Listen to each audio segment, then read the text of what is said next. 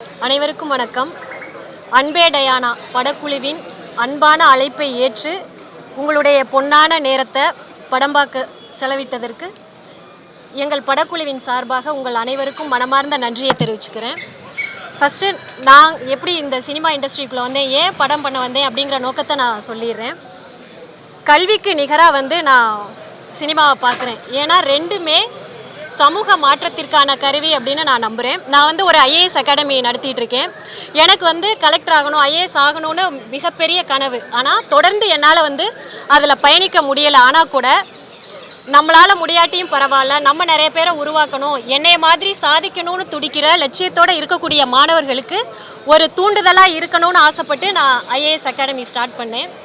எப்படி சத்யா ஐஏஎஸ் அகாடமியில் பல்வேறு பின்னணியிலிருந்து வரக்கூடிய மாணவர்களை சிறந்த ஆளுமைகளாக உருவாக்குறதையே நோக்கமாக கொண்டு செயல்பட்டுக்கிட்டு இருக்கோமோ, அதே போல தான் சிறந்த படைப்புகளையும் படைப்பாளிகளையும் உருவாக்கணுங்கிற நோக்கத்தோட நியோ கேசில் கிரியேஷன் தயாரிப்பு நிறுவனம் உருவாக்கப்பட்டிருக்கு. எப்படி மில்லியன் டாலரோட சேர்ந்து நியோ கேசில் கிரியேஷன் அப்படின்னு பார்த்தீங்கன்னா, என்னோட நோக்கமும் மில்லியன் டாலர் தம்பி யுவராஜோட நோக்கமும் ஒரே மாதிரி இருந்துச்சு. ஸோ நம்மளோட அறிமுகம் ஃபஸ்ட்டு வர்றது படம் மில்லியன் டாலரோட சேர்ந்து பண்ணினா நல்லா இருக்கும் அப்படின்னு நினச்சி தம்பிக்கிட்ட பேசினேன். ஸோ அப்படி தான் நான் மில்லியன் டாலரோட சேர்ந்து நாங்கள் படம் பண்ணோம். தம்பி யுவராஜை எனக்கு அறிமுகப்படுத்தினது டைரக்டர் இரா சரவணன் சார் தான். அடுத்து அன்பே டயானா படத்தை பற்றி சொல்லணும்னா, இது குடும்பமாக சேர்ந்து பார்த்து ரசிக்கக்கூடிய படமாக இருக்கும் கண்டிப்பாக.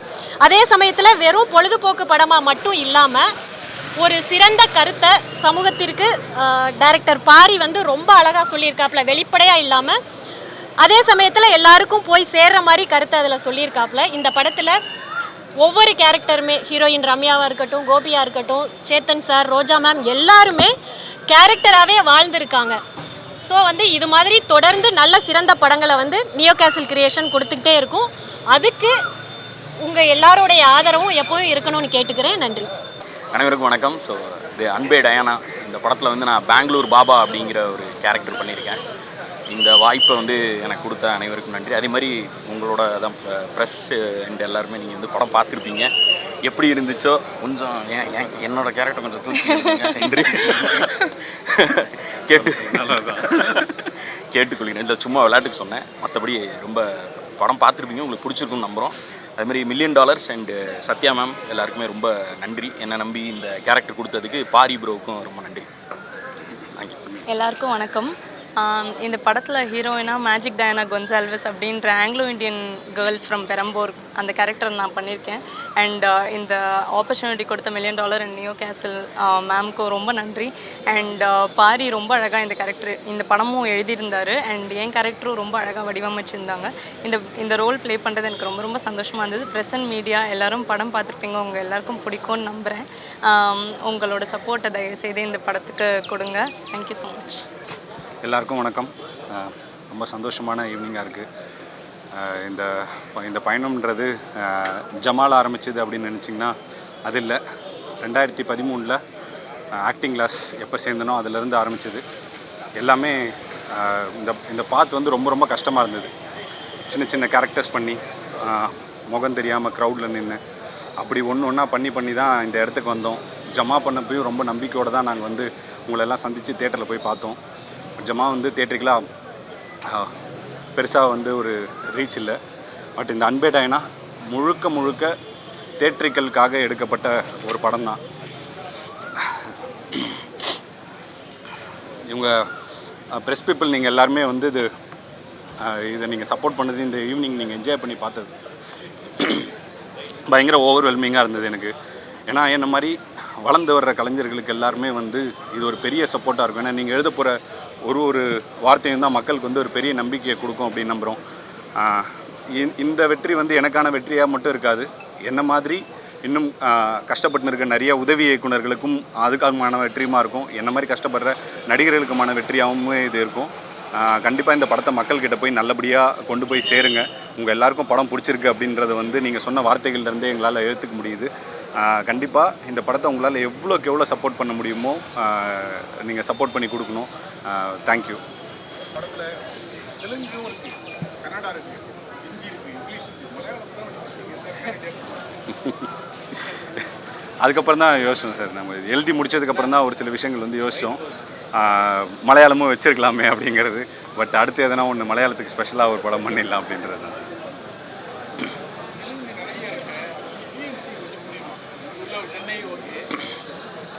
இல்லை சார், சென்னையில் மட்டும் இல்லை, நிறையா ஊர்லேயுமே தெலுங்கு தெரிஞ்சவங்க இருக்காங்க. அது இல்லாமல் எல்லாமே படத்தில் யூஸ் பண்ணது எல்லாமே வந்து ரொம்ப காமனான தெலுங்கு வார்த்தைகள் தான்.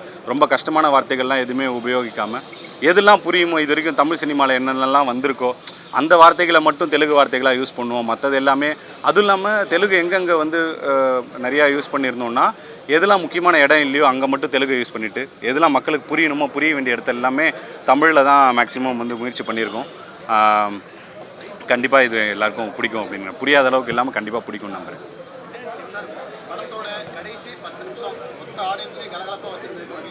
Thank you thank you.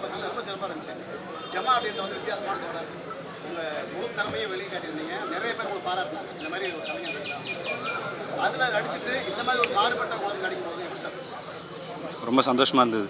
ஏன்னா முதல்ல வந்து பாரினா அந்த மூஞ்சி தெரியணும் அப்படிங்கிறதுக்காக தெரியப்பட்ட படம் இதுவாக தான் இருக்கும்னு நினைக்கிறேன். ஏன்னா ஜமா பண்ணப்பையும் பெருசாக வெளியில் நான் தான் அதை பண்ணேன் அப்படிங்கிறது வந்து பெருசாக தெரியல. பாட்டில் ராதா பண்ணப்பையும் அப்படி தான் இருந்தது.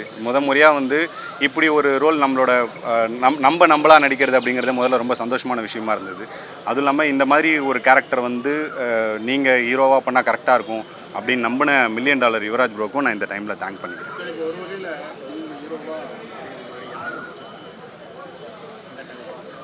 ரொம்ப ஆனஸ்ட்டாக சொல்லலாம், யாருமே சூஸ் பண்ணல சார்.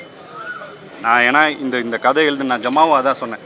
ஜமாவும் வந்து நான் வந்து ஹீரோ ஆகணும், அதாவது முக்கிய கதாபாத்திரம் ஆகணுன்றதுக்காக எழுதப்பட்டது தான் ஜமா. அதே மாதிரி இதில் வந்து இது தியேட்ரிக்கலாக ஒரு படம் பண்ணணும், இது பண்ணணும் அப்படின்னு ஓடுறதுக்காக எனக்காக எழுதிக்கப்பட்டது தான் அன்பே டயானா சார்.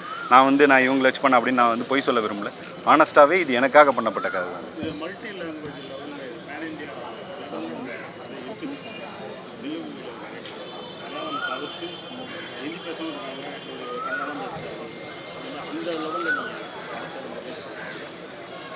சார் கண்டிப்பாக எல்லா இதுலேயுமே ரிலீஸ் பண்ணுற ஐடியா தான் சார் இருக்குது. ரிலீஸ் ஆகுது படம். கண்டிப்பாக எல்லா ஊர்லேயுமே இப்போ பெங்களூரில் ரிலீஸ் ஆகுது, அங்கே ஹிந்திலையும் ரிலீஸ் ஆகுது, இங்கேயும் தெலுங்குலேயும் ரிலீஸ் ஆகுது. ஸோ கண்டிப்பாக அந்த மக்களும் பார்த்து கண்டிப்பாக சப்போர்ட் பண்ணுவாங்க அப்படிங்கிறது வந்து நம்புகிறோம்.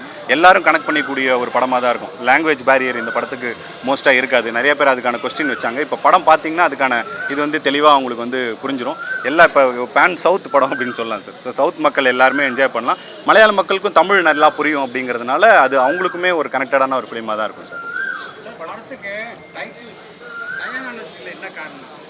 சார் அவங்களோட முழு பேர் வந்து மேஜிக் டயானா கொன்சால்வஸ் சார். 3 இதே எல்லா பேரையும் 3 வாட்டி சொல்லியிருந்தா ஸ்க்ரீன் பிளேல டைம் பத்தாதுன்றதுக்காக மேஜிக்னு ஸ்டார்ட் ஆகிடுச்சு.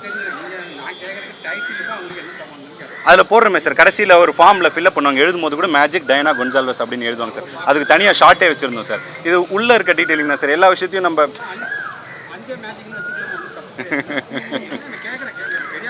இல்லை சார், அன்பே மேஜிக்ன்றதை விட அன்பே டயானா தான் கவுண்டமணி சார் சொன்ன டைலாக். அதனால் டயானா தான் சார் அவங்க பேர்.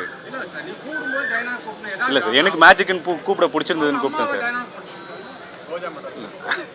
அவங்க அம்மாவை சொல்கிறீங்களா? Okay sir. மேஜிக்ன்றது ரொம்ப நல்லா இருக்குல்ல சார். அது ஒன்று வச்சுருந்தோம் சார். அவங்க வந்து என் லைஃப்பில் நடந்த மேஜிக் டயானா கொன்சால்வஸ் இது 3த்தில் எது வேணால் கூப்பிட்டுக்கலாம் சார். அந்த மாதிரி இது வந்து இப்போ என் பேர் பாரி இளவழகன், எங்கள் வீட்டில் பாரினும் கூப்பிடுவாங்க, இளவழகனும் கூப்பிடுவாங்க. அது அவங்களோட இதில் வந்து மேஜிக்ன்றது வந்து அதில் ஒரு டைலாக் வச்சுருந்தேன் சார். இவங்க என் லைஃப்பில் வந்து ஒரு மேஜிக், அப்படி ஒரு மேஜிக்கலாக இதை ட்ரீட் பண்ணணும் அப்படிங்கிற ஒரு விஷயத்துக்காக தான் அந்த பேரை ஹைலைட் பண்ணும் சார். இது வந்து டயானாங்கிறது இன்னும் மக்களுக்கு அன்பே மேஜிக் அப்படிங்கிறத விட அன்பே டயானாங்கிறது நம்ம தமிழ் மக்களுக்கு கவுண்டமணி சார் சொல்லும் போது தெரியும் அப்படிங்கிறதுனால அதை கொஞ்சம் வச்சது தான் சார். அது தேங்க்யூ.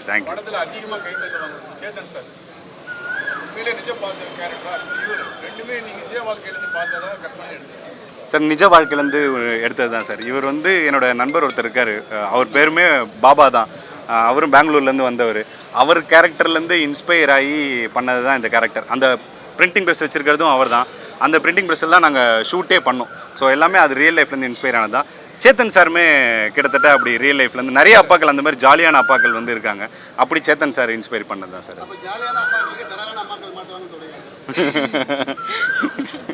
மாட்டினா அது ஒரு நல்ல காம்பினேஷன் தான் சார்.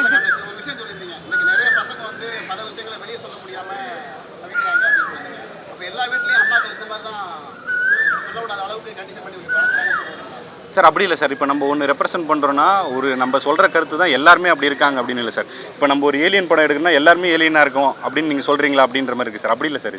இது வந்து என்னென்னா அம்மாக்கள் வந்து ஒரு பொதுவான ஒரு சில அம்மாக்களை ரெப்ரசென்ட் பண்ணி தான் சார் நம்ம கதை எடுக்கிறோம். நிறைய கதைகள் நமக்குள்ளவே இருக்குது. அதுலேருந்து எந்த கதையை நம்ம எடுத்தால் வந்து இன்னும் இதுக்கு இந்த கதைக்கு சரியாக இருக்கும் அப்படிங்கிற தேர்வு தான் சார். இப்போ ஸ்ட்ரிக்டாக இருக்க அம்மாக்களுக்குள்ளேயுமே ஒரு விஷயம் இருக்குது. ஏன் அவங்க ஸ்ட்ரிக்டாக இருக்காங்க, அவங்களுக்குள்ளே என்ன வழி இருக்குது, அவங்க கோவத்தை வந்து ஏன் அப்படி ஒரு ஷீல்டாக யூஸ் பண்ணிக்கிறாங்க அப்படிங்கிறதையுமே இதில் பேசியிருக்கோம் சார். அந்த ஸ்ட்ரிக்டான அம்மா வந்து இவங்க இப்படி தான் இருக்காங்க அப்படின்னு பண்ணாமல் அவங்களோட சைடையுமே இதில் அனலைஸ் பண்ணியிருக்கோம் சார். பல இடங்கள்ல ஜாதி பற்றி தானே எங்க ஜாதியா எங்க ஜாதியா அப்படின்னு சமீப காலமாக பார்த்தீங்கன்னா ஜாதி படங்கள் வந்து வன்முறை தூண்டுது அப்படின்ற மாதிரி வந்துட்டு இருக்கு. ஒரு சில மீடியாக்கள் வந்துட்டு ஜாதி படம் அப்படின்னு சொல்லி புள்ளி கலப்புவாங்க அப்படின்ற எண்ணங்கள் உங்களுக்கு வந்ததே இல்லையா? இல்லை சார், அப்படி வராதுன்னு நினைக்கிறேன் சார். இது வன்முறையை தூண்டுற படம் இல்லை. அப்படி எதனா வன்முறை ஏற்பட்டுச்சுன்னா அதை வந்து நடக்க விடாமல் பண்ணுற படமாக தான் அப்படி தான் இந்த கதையை வந்து நாங்கள் அந்த நோக்கத்தோடு தான் இந்த கதையை வந்து நாங்கள் இது பண்ணியிருக்கோம். இதன் மூலமாக யாராவது ஒருத்தருக்கு ஒரு சின்ன மனமாற்றம் ஏற்படுதோ இல்லை வந்து ஆமாம் நம்ம இப்படிலாம் பண்ணுறோம் அப்படின்னு நினச்சாங்கனாலே அது மிகப்பெரிய வெற்றி தான் சார். வன்முறையை தூண்டுற அளவுக்கு இதில் எதுவும் காட்சிகள் இல்லை அப்படின்னு நம்புகிறோம் சார். நாங்கள் ஜாலியாக காட்டியிருக்கீங்க, ஜாதியை வெறியாக காட்டுறவங்களுக்கு என்ன சொல்ல விரும்புறீங்க? அப்படி நான் எதுவும் படம் பார்த்ததில்லை சார். அதனால் எனக்கு தெரியல, அந்த கருத்தியலே எனக்கு இல்லை.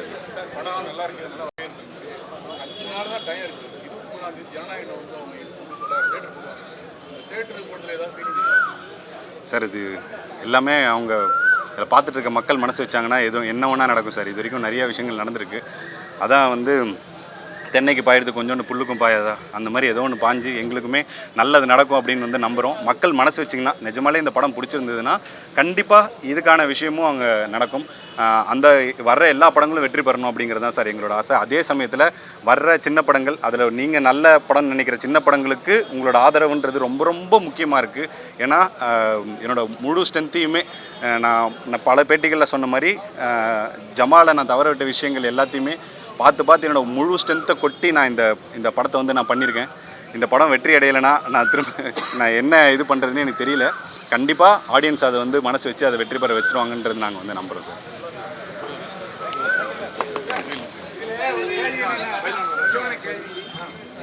கல்யாணத்துக்கு அவர் அப்படி போஸ்ட் யார் கல்யாணத்துக்கு? வேற ஒருத்தர் கேட்டிருக்காங்க, போஸ்ட் அடிச்சிருக்காரு. அது கல்யாணமே ஆகல இல்லை சார். போஸ்டர் அடிச்சது அவர் இல்லை சார். அது கீழே நல்லா பார்த்தீங்கன்னா இல்லை அப்படி இல்லை சார். இன்னைக்கு ஃப்ரெண்ட்ஸ் எல்லாமே பேனர் வைக்கிறவங்க எல்லாம் ஒப்புதலோட வைக்கிறது இல்லை சார். நண்பர்கள் குழு எல்லாருமே சேர்ந்து வச்சிருவாங்க சார். இவர் காசு போடல சார், பக்கத்தில் இருக்கவர் காசு போட்டார். இல்லை சார், இல்லை சார்.